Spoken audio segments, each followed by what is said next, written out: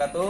Waalaikumsalam warahmatullahi wabarakatuh. Alhamdulillah pada pagi hari yang berbahagia ini kita bisa berkumpul, kita bisa bertemu di sini dalam rangka silaturahim, merajut ukhuwah, dan insya Allah akan dilanjutkan dengan olahraga sunnah mana.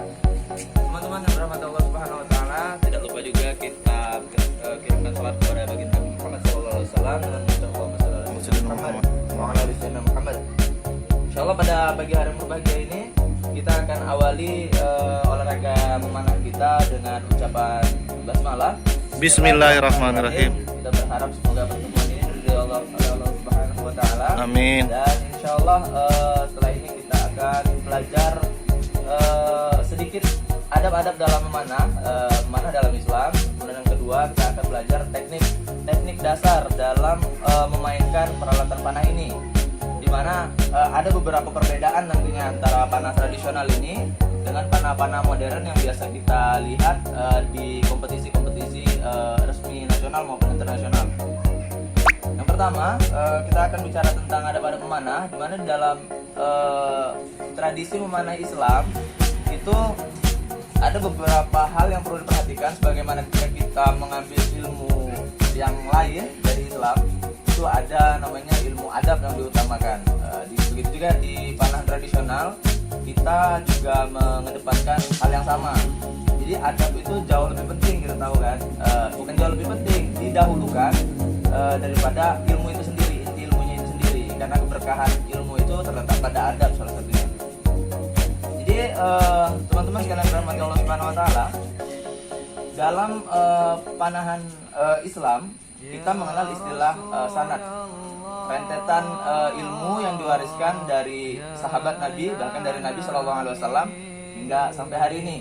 Jadi ilmu yang kita adopsi sekarang itu adalah ilmu warisan daripada para ulama kita dahulu, di mana mereka mengajarkan bagaimana teknik dalam menggenggam busur, kemudian posisi berdiri, kemudian bagaimana menarik string busur, kemudian bagaimana merilis atau melepaskan anak panah, kemudian bagaimana kita diajarkan juga untuk senantiasa menjaga hati dalam permainan ini, karena sejatinya permainan ini itu adalah untuk mendidik kita menjadi lebih sabar, menjadi lebih beradab, lebih terlatih, dan seterusnya. Pertama-tama ada yang perlu diketahui dalam panah tradisional itu, sebelum kita memulai latihan kita diminta untuk mengkondisikan diri dalam keadaan suci. Jadi kalau misalnya kita mau latihan, kami tuh di klub merekomendasikan kawan-kawan untuk berwudu. dari rumah sudah wudu gitu. Jadi emang kita main bukan dalam keadaan kotor, tapi main dalam keadaan sudah bersih. Bila perlu kalau laki-laki itu memakai uangnya, bagaimana kita mau menghadiri majelis ilmu atau mau menghadiri masjid. Kenapa demikian teman-teman sekalian? Ada sebuah riwayat tentang memanah ini yang itu menjelaskan bahwa tidak ada permainan selain memanah itu yang malaikat hadir di dalamnya. Allah. Jadi pada saat kita memanah itu malaikat beserta kita. Jadi selama kita memanah itu semuanya penuh pahala. Jadi sebagaimana kita bermajelis, kita akan didoakan, kita akan disaksikan. Nah, jadi itu memanah. Jadi sangat prioritas dan sangat mulia permainan memanah dibanding permainan apapun. Itu banyak sekali disampaikan dalam hadis-hadis Rasulullah. Yang populer menurut sekalian bahwa ada satu hadis yang meriwayatkan tentang ada 3 golongan yang masuk surga itu mengatakan satu anak-anak. Dan ini hadisnya sahih, dan ini tidak, insya Allah tidak diragukan lagi, dan para ulama sepakat bahwa yang pertama adalah orang yang membuat anak panah itu sendiri, yang kedua adalah orang yang melontarkan jarak Allah Subhanahu Wa Taala, dan yang ketiga adalah orang yang memungut. Kita mengambil anak panah musuh yang kalau dalam kondisi perang itu yang sampai ke barisan kita gitu. Itu ada tukang pungut anak panah gitu kan.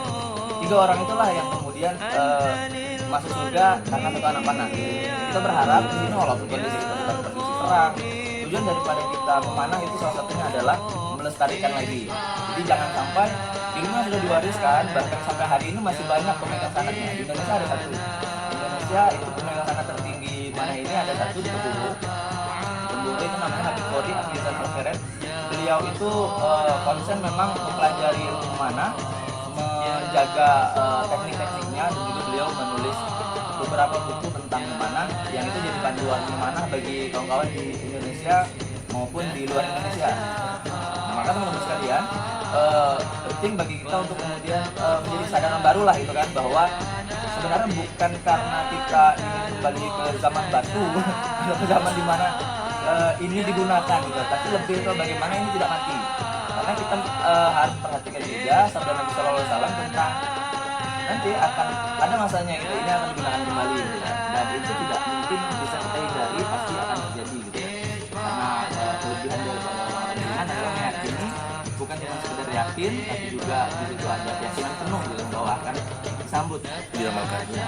Sebagaimana kita pernah dengar sebuah riwayat bahwa dalam Al-Quran Allah Subhanahu Wa Taala menyampaikan tentang bahwa kota Romawi akan mengalahkan Persia. Dan sebuah riwayat Abu Bakar itu sampai berdebat dengan orang Quraisy, sampai Abu Bakar bertaruh kepada orang Quraisy. Kalau kayak gitu katanya itu taruhan lah berarti gitu kan. Aku yakin bahwa Romawi akan menang lawan Persia. Jadi kan orang Quraisy, kapan jangka waktunya? Kemudian Abu Bakar bilang 6 tahun gitu ya. Itu kan Allah ternyata di tahun ke-6 itu belum terjadi. Sehingga Abu Bakar kalah dalam taruhan itu. Tapi kemudian di tahun ke-7 Abu Bakar berhasil. Romawi berhasil mengalahkan Persia.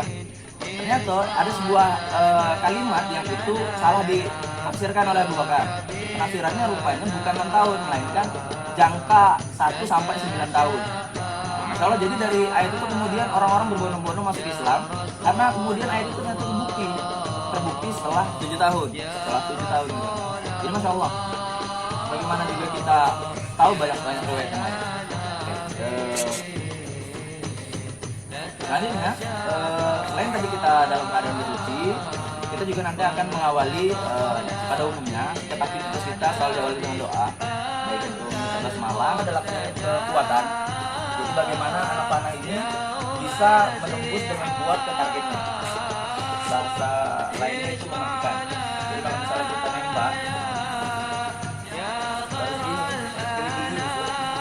Sini baru sini gitu. Gitu kan. Insya Allah tembus gitu ya. Nah, itu membutuhkan kekuatannya. Kemudian kestabilan genggaman busur dan kekuatan kondens busur kita. Jadi kalau misalnya kita nariknya full ternyata kondensnya cuma 20 lbs, itu busur anak-anak. Kita laki-laki idealnya itu 40 lbs, yang umum dipakai 40 lbs atau sekitar 20 kilo. Sekitar 20 kilo beratnya. Tapi kalau untuk warbo atau busur perang itu biasanya paling kecil 60 lbs per 30.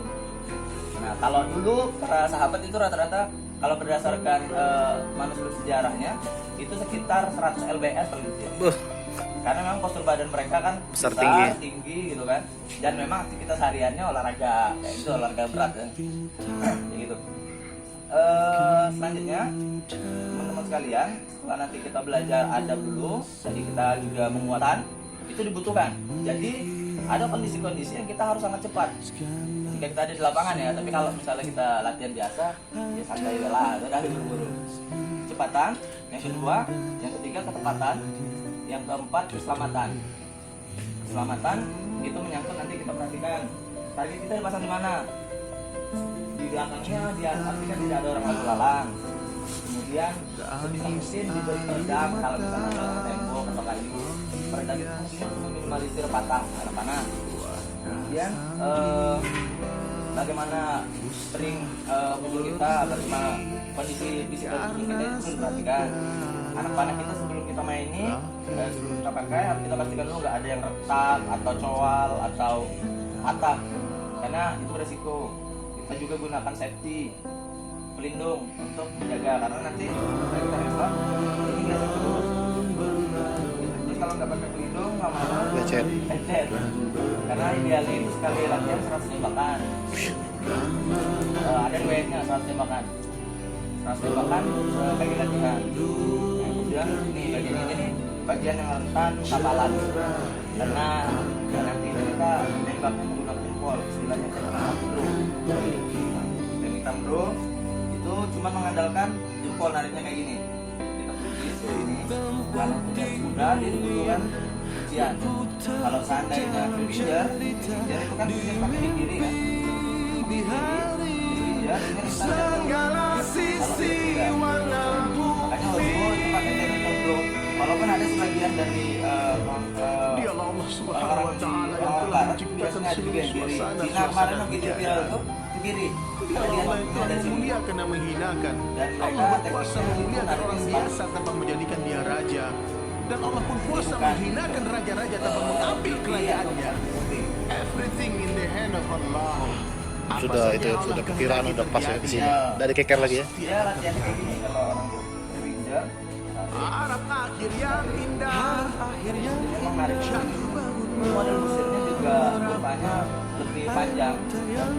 air mata yang Nah, ini turkis bowl, ada kaki Korea bowl, Antan, Nopal,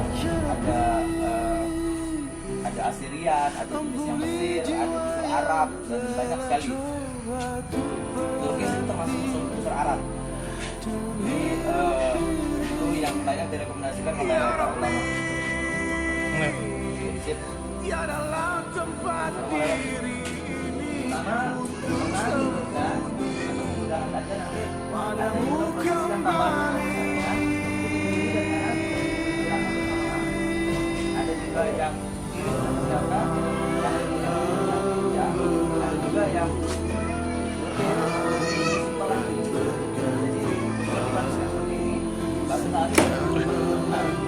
Kecil. Nggak ada ngomong-ngomong lagi.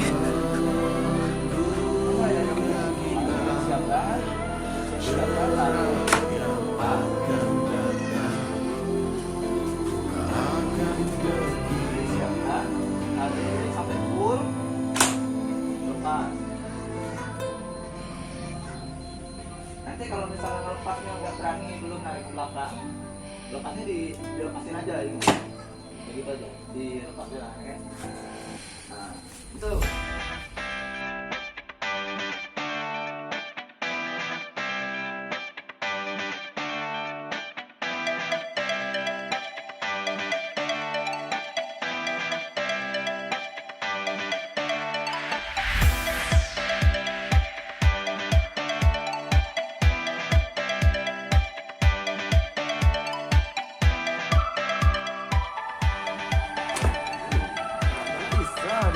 Punya panorama. Tapi biasa bukan kayak gini.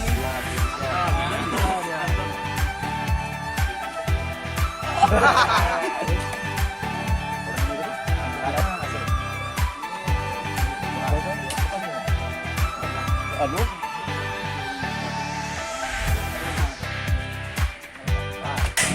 Apa tuh dong? Itu terus terbalik ya, Bang.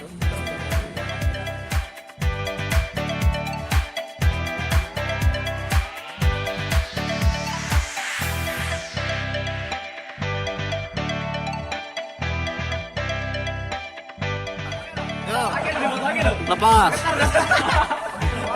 Ayo sudah. Video nih. Oh, nak budak tuh.